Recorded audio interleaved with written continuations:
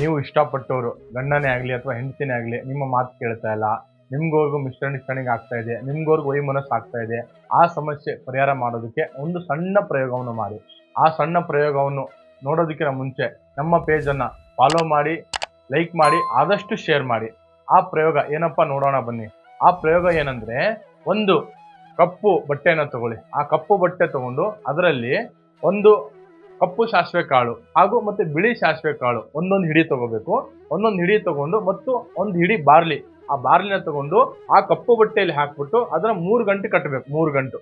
ಅದು 3 ಗಂಟು ಕಟ್ಟಿದ ನಂತರ ಅಮಾವಾಸ್ಯೆ ಅಥವಾ ಹುಣ್ಣಿಮೆ ದಿನ ಬೆಳಿಗ್ಗೆ 6 ಗಂಟೆಗೆ ಎದ್ದ ತಕ್ಷಣ ತಲೆಯ ಮೇಲೆ ಸ್ನಾನ ಮಾಡಿಕೊಂಡು ನಿಮ್ಮ ಸಂಗಾತಿ ಅಥವಾ ಇಷ್ಟಪಟ್ಟವರ ಫೋಟೋ ತಗೊಂಡು ಅದೆರಡನ್ನು ತಮ್ಮ ಬಲಗೈಲಿ ಹಿಡಿದುಕೊಂಡು ಅದನ್ನೇನ್ ಮಾಡ್ತೀರಾ ಅಂತಂದ್ರೆ, ತಮ್ಮ ಮನಸ್ಸಲ್ಲಿ ತಮ್ಗೆ ಏನೇನ್ ಆಗ್ಬೇಕು, ಅವ್ರು ಯಾವ್ಯಾವ ರೀತಿ ನಿಮ್ಗೆ ವಶ ಆಗ್ಬೇಕು, ಯಾವ ರೀತಿ ನಿಮ್ ಮಾತು ಕೇಳಬೇಕು ಅದನ್ನ ಮನಸ್ಸಲ್ಲಿ ಬೇಡ್ಕೊಂಡು ಬಿಳಿ ಎಕ್ಕದ ಗಿಡಕ್ಕೆ ಒಂದು ಕೊಂಬೆಗೆ ಅದನ್ನ ಕಟ್ಟಿಬಿಟ್ಟು ಬಂದು ತಮ್ಮ ಇಷ್ಟ ದೇವರಿಗೆ ತಾವು ತುಪ್ಪದಲ್ಲಿ ದೀಪ ಹಚ್ಚಿ ತಾವು ಇಷ್ಟಪಟ್ಟವರು ನಮ್ಮ ಮಾತು ಕೇಳ್ತಾರೆ.